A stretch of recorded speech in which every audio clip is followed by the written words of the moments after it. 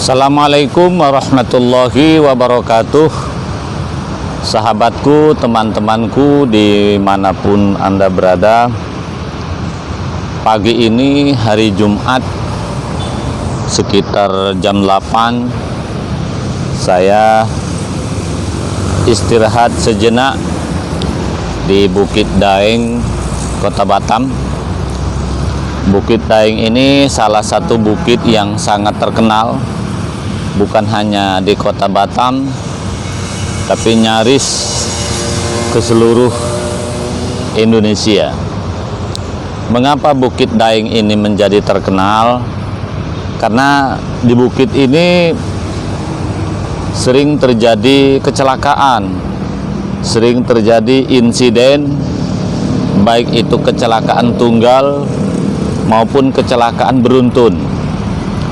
Bahkan di sini juga ada beberapa kali begal yang mencoba berbuat kejahatan ya. Nah, pada pagi ini saya ingin berbagi kepada kita semua, terutama untuk membangun keluarga sakinah, mawaddah, warahmah. Yang pertama, kepada istri atau kepada suami atau kepada siapapun yang menunggu di rumah atau mengharapkan kedatangan seseorang yang suami itu menempuh perjalanan. Yang pertama, ketika seorang suami katakanlah pulang jam 4 ya, nanti perkiraan istri jam 5 datang, anggaplah dari Batam Center ke arah Tanjung Uncang, jalan lambat. Maka saya minta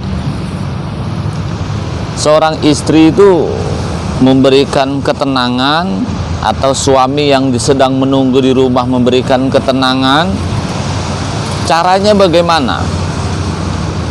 Jangan menelpon terus, jangan menghubungi terus secara berlebihan, sehingga suami yang sedang di jalan atau siapapun yang sedang di jalan tidak dengan terpaksa mengangkat telepon itu, yang akhirnya dampaknya sedang di jalan dia ngangkat telepon, yang akhirnya bisa terjadi tabrakan, terjadi insiden. Kalau dia sebagai pengemudi bisa keluar dari jalur atau kecelakaan.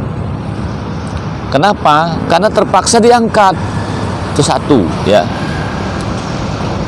Maka sebaiknya sebagai istri juga ya biarkanlah, kalau misalnya pulang jam 4, rata-rata jam 5 sampai misalnya, ya sudah, tunggu 1 jam dulu. Kalau sudah jam 5 tidak sampai, maka baru dihubungi. Begitu caranya ya. Karena sehari-hari menangani konflik rumah tangga, seorang suami ini ada yang patah kaki gara-gara ngangkat telepon ya, setirnya itu keluar jalur, akhirnya masuk selokan dia, akhirnya apa? Patah kaki dia, duit lagi keluar. Apa dampak? Itu akibat istri menghubungi terus. Begitu juga ada kejadian di Batam ini juga. Seorang suami bawaannya curiga aja dengan istri, karena istrinya ikut majelis taklim yang akhirnya ngebut. Karena saya tidak ingin suaminya itu nanti marah, maka kecelakaan juga ya. Jadi kupingnya hilang sebelah. Maka hati-hati. Jadi artinya, kalau suamimu sedang melakukan perjalanan atau istrimu atau siapapun, perkiraan tuh. Tapi saya minta juga kepada siapapun ya, kalau pulangnya misalnya jam 4, mau lambat pulang karena mau ke rumah teman atau karena ada urusan lain, ya mbok memberitahu.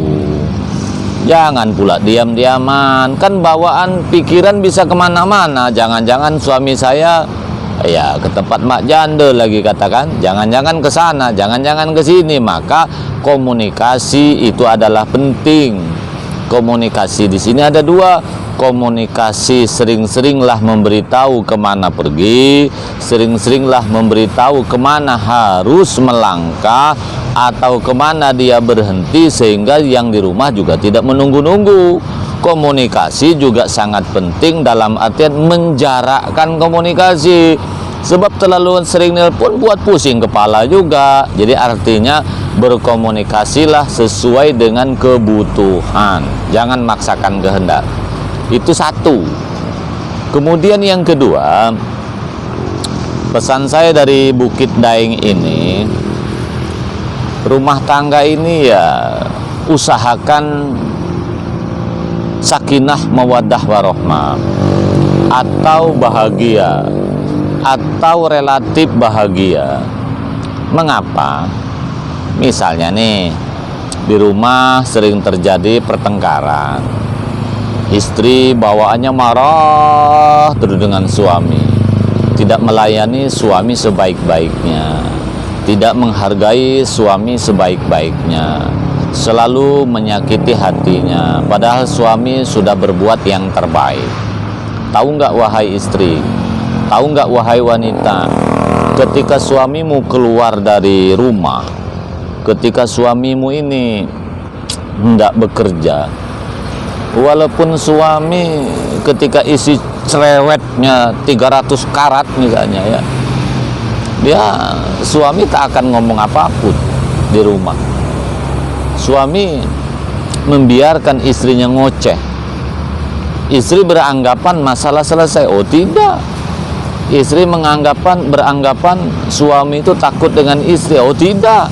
Mana ada suami takut istri? Yang ada ini suami malas ribut. Maka dia diam. Tapi tahu nggak? Ketika dia keluar rumah mau bekerja, pikiran dia tidak tenang ya. Kadang dalam mengendarai mobil atau motor sedang berjalan, ya Allah, nasib aku nih kok jelek betul. Saya sudah bekerja, saya sudah berikhtiar demi anak istri. Istri saya ini kok tak pandai bersyukur. Istri saya ini kok tak menghargai saya. Istri saya ini kok sepertinya saya ini salah terus. Macam dia aja yang paling benar. Tahu nggak, wahai wanita atau wahai istri, siapapun Anda, suamimu tidak tenang, maka dampaknya itulah banyak terjadi kecelakaan di jalan raya ini. Begitulah ketika polisi menanyakan orang-orang yang sering terjadi kecelakaan, tabrakan dan segala macam, dia pikirannya berat. Tampaknya aja laki-laki ini gagah, sepertinya aja laki-laki hebat, padahal laki-laki itu tidak ada apa-apanya. Makanya istri, jadilah istri jangan terlalu cerewet, senangkan hatimu, bahagiakan hati suamimu. Karena kenapa? Karena ketika suamimu sedang dalam keadaan berjalan seperti ini, banyak sekali yang harus konsentrasi. Konsentrasi kiri jurang, konsentrasi kanan jurang, konsentrasi depan tuh ada mobil ngerem, konsentrasi yang di kiri kanan mobil mau lewat, konsentrasi yang di belakang nih mobil mau mendahului. Jangan pula ditambah konsentrasi memikirkan bini yang tak betul, memikirkan sesuatu yang tidak baik. Maka jadilah istri yang pandai menghargai suami, menghormati suami, sehingga suamimu itu tenang dalam perjalanan, sehingga nanti bekerja dengan baik, peduli dengan istri, pulang dengan selamat. Bukankah itu yang diharapkan anak-anak kita kan? Kemudian kepada suami atau kepada istri yang sedang melakukan perjalanan, harapan saya, jadilah suami yang baik, jadilah keluarga yang baik. Jangan selalu membuat kegaduhan, jangan selalu membuat kesalahan, jangan selalu membuat pengkhianatan, jangan selalu berbuat yang tidak baik.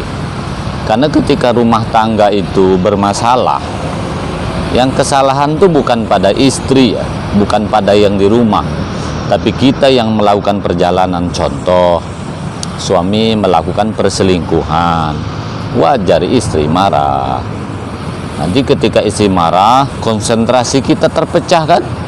Mikirkan istri, mikirkan wanita di tempat lain, memikirkan mau cerai, ini kok kasihan anak tidak cerai, ini pelakor menuntut pula dinikahi, sudah hamil pula, mau menikahi pelakor itu, nanti bagaimana caranya? Istri saya tidak mau poligami, istri saya masih hidup. Akhirnya mikir, naik motor, terbayang macam-macam dia. Ya, kecelakaan ujungnya. Kenapa? Karena banyak pikiran. Oleh karena itu, kepada semuanya, jadilah suami istri itu yang baik, agar pikiran kita tenang, ya. Kemudian, kalau keluar dari rumah, pikiran masih belum tenang, masih kacau balau, sebaiknya jangan mengendarai kendaraan dulu. Lebih bagus, oke, kita keluar dari rumah dalam keadaan emosi, tapi jangan dulu berjalan jauh. Nongkrong dululah di kedai kopi, sambil ngopi, merenung, atau langsung ke masjid, menghadap Allah, sholat duha kalau pagi, baca Quran, zikir dulu, atau istirahat tempat lain.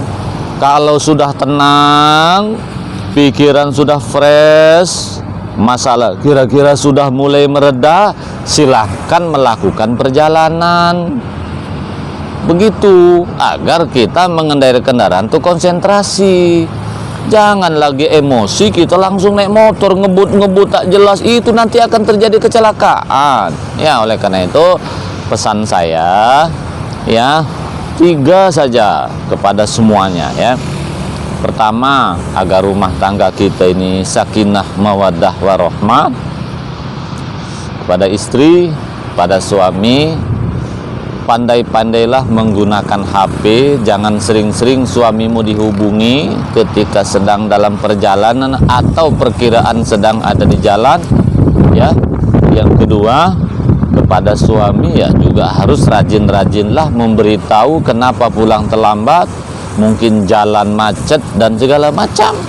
Kalau jalan macet nih, ada waktu, berhenti sebentar, kasih tahu mama atau my love, jalan macet ya, nah, gitu, harap maklum. Atau foto crack, kasih bini, paham juga bini itu.